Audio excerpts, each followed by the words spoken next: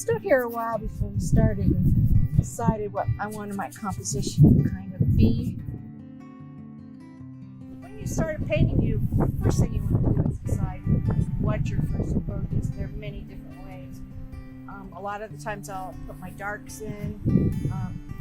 When the weather is nicer, I'll spend a little time doing sketches first, but in the wintertime, I just jump into it. So what I'm doing first is I'm just going to put a tone on the canvas. It's a really nice linen piece, and because it's oil primed, it doesn't want to take this. I use Cobra paints, which are solvent-free, water miscible paints. So my thinner is water.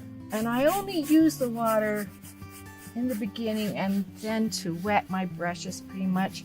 I don't really thin my paint too much. So you have a kind of a watercolor technique sometimes too. A lot of people use the traditional oils without solvents, and they clean their brushes with walnut oil and things like that, which is great. A lot more people are going solvent free, which is good for everyone. Especially the artists, I think, because we get exposed to a lot of chemicals. The toughest one is the varnishes and the solvents. I use a really good gas mask for when I do any varnishes or anything like that. So safety is so important. But this new technique that I'm playing with, I actually spray it a little bit. You'll see that in a minute. I'm just using the brush kind of to try and get some random texture of these shrubs and such back there. There's lots of good color in those dogwoods over there, so the different colors in here help me separate them a little bit from one another. There's some good reds in there. Wow.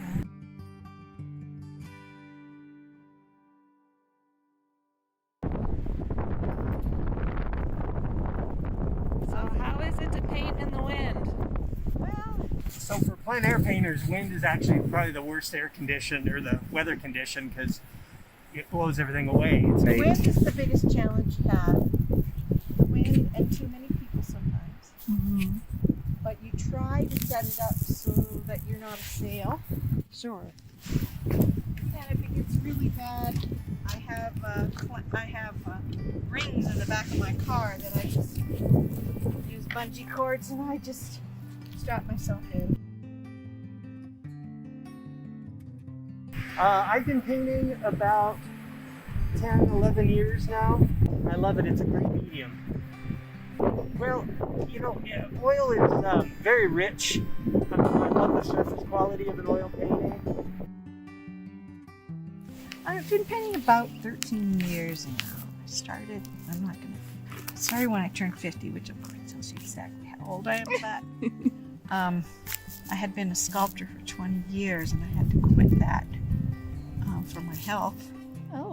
And so some of my friends basically said, well, you just have to learn to paint. So the first year I just read books, watched videos, and then some friends took me out plein air painting, and I took a couple short classes with some people just to figure out how to get the paint on, because getting the paint on was one of the toughest things.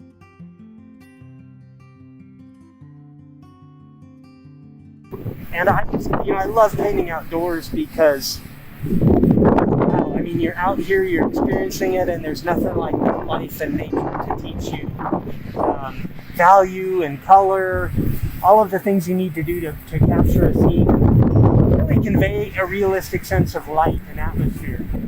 And then how do you deal with the challenges of the changing light?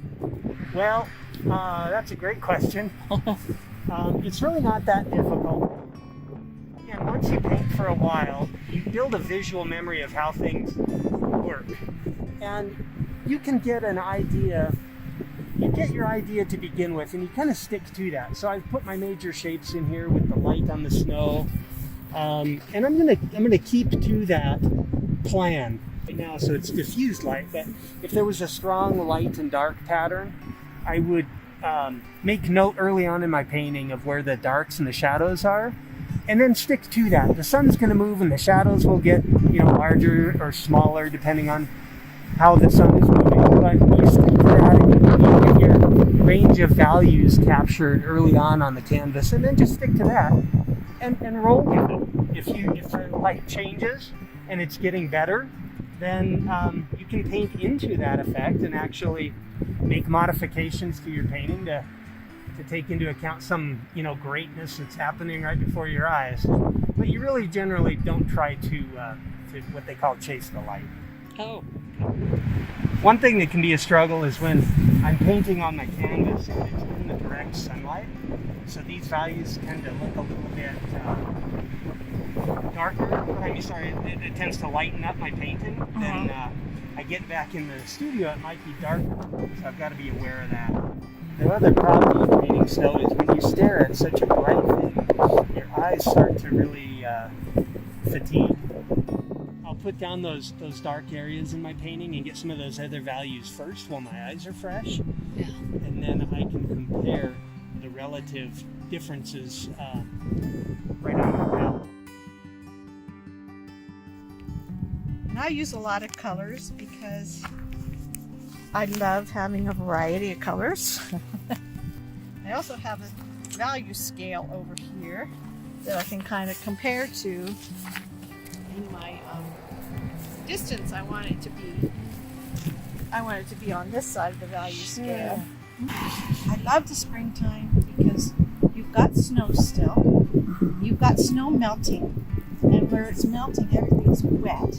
Yeah. So you have the wet is the darker areas. So you have a lot more contrast things going, and then you have shots of green starting to come up soon.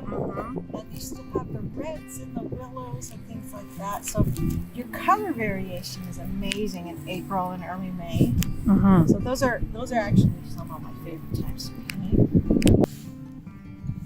And you'll notice when you look at the color that I've got on that snow, it's not very white. So I'm making a nice dark, and I'm making a warm dark. I use a lot of cerulean in my aspen anyway, so I'm using cerulean and a raw umber to try to get beginning color. See, you kind of get that greenish color you get on aspen sometimes, although they're not playing that today, although the ones in the background are.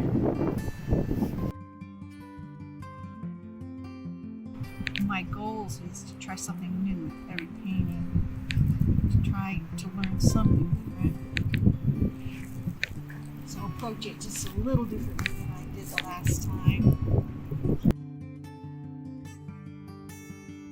I don't really like painting in the studio, mainly because I spent so many years alone sculpting, alone in the studio. And once I started painting outdoors with friends and with people, then that became a real passion for me. But one of the things that I find a joy of talking to people is so many people would love to be able to do this. And everybody can do it. How good you get at it depends on how much time you put into it, how much studying you do, how serious you are about it. But anybody can do it.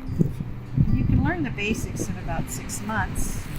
It's not going to make you a master painter, but you're going to be able to go out and have fun and do this.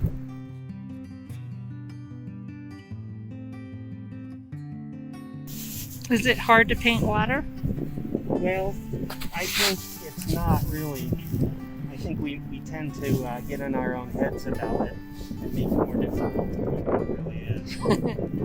Because you think, I've got to paint everything, but really it's just this almost a pattern of abstract shapes. And if you just go kind of for the big shapes you see in the water, it doesn't have to be that difficult. Now the white here is getting kind of thick because of the temperature. So I'm going to mix some mineral spirits into it. Get it a little more workable. Not that workable. So I'll start with the little darker snow that's in the shadow back there and build up to my highlights.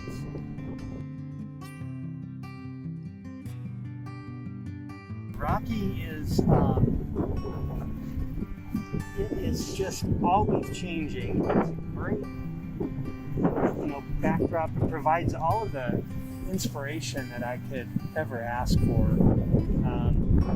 Every season, like right now, you've got all of this. This is so different in the summer.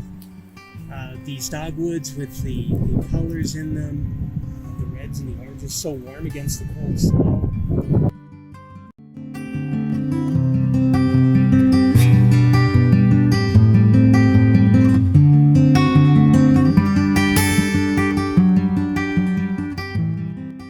Oh, I love Rocky. It's just one of my soul places. And I like the people that visit here too, all year round. I enjoy talking to people. This last year's been a challenge for that, of course, with everything.